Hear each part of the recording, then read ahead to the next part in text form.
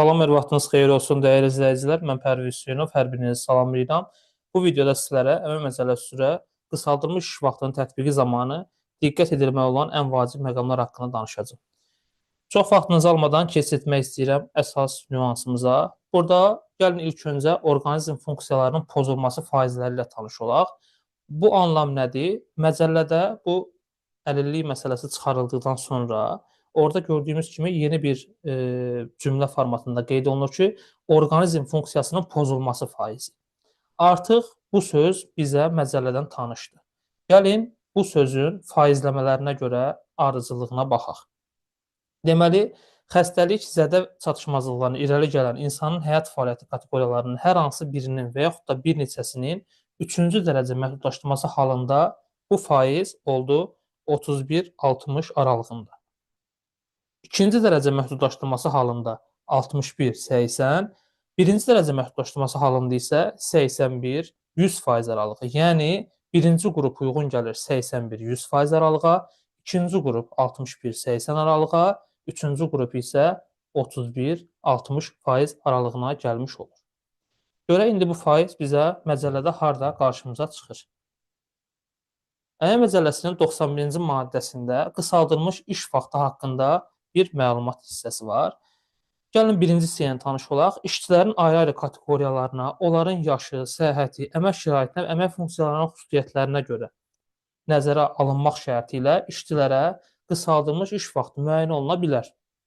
İkinci halında isə qısaldılmış iş vaxtının müddəti həftə ərzində 16 yaşına qədər işçilər üçün 24 saat, 16 yaşından 18 yaşına qədər işçilər üçün eyni zamanda bayaq dediyimiz hal, hansı ki, orqanizm funksiyasının 61-100% pozulmasına görə əlilliyi müəyyən olunmuş işçilər, həmçinin hamilə və yaş yarımına qədər uşağı olan qadınlar və 3 yaşına qədər uşağın tək başına böyüdən valideynlər üçün həftəlik norma qısaldılmış şəkildə 36 saatdan artıq olunmalıdır.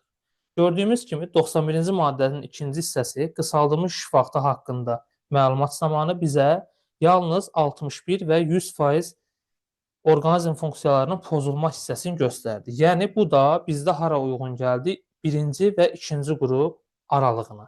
Deməli, 91-ci maddədə bu formatda qeyd olunur ki, birinci, ikinci qruplara qısaldılma tətbiq olunsa da, bu üçüncü qruplara şamil edilmir. Ona görə qısaldılmış iş vaxtının tətbiqi zamanı müəssisədə bu hissələrdə diqqətli olmalıyıq. Əmək şəraitinin əlavə şərtlərinin yaxşılaşdırılması halı üçün müəssisədaxili qərar əsasında üçüncü qruplara da qısaldılmış iş vaxtı tətbiq oluna bilər. Lakin məcəllə bunu məcburi şəkildə həyata keçirmir. Məcburi yalnız birinci, ikinci qrupların qısaldılmış iş vaxtına keçirilməsi halını qeyd edir. Əlavə olaraq bu hissəyə bərabər bir nüansı da qeyd edim ki, bu qısaldılmış iş vaxtı birinci, ikinci, üçüncü qrup işçilərə şamil, əlilliyi olan işçilər üçün şamil olunmasa da tam hamısı üçün, amma məzuniyyət bölməsində işçilərə, əlilliyi olan işçilərə 42 təqvim günü məzuniyyətin verilməsi hər 3 qrup üçün keçərlidir. Yəni, qısaldılmış iş vaxtı birinci, ikinci qruplara keçərli olsa da, məzuniyyət məsələsində 42 gün hər 3 qrupa keçərli olur.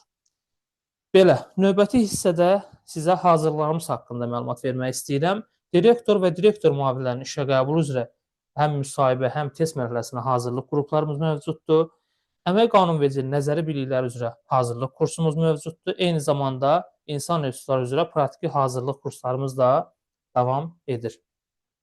Dəyərli vaxtınızı ayırıb videonu izlədiyiniz üçün hər birinizə təşəkkür edirəm. Videom sizlər üçün faydalı olarsa, kanalıma abunə olaraq mənə dəstək ola bilərsiniz. Sağ olun, növbəti videolarda görüşərik.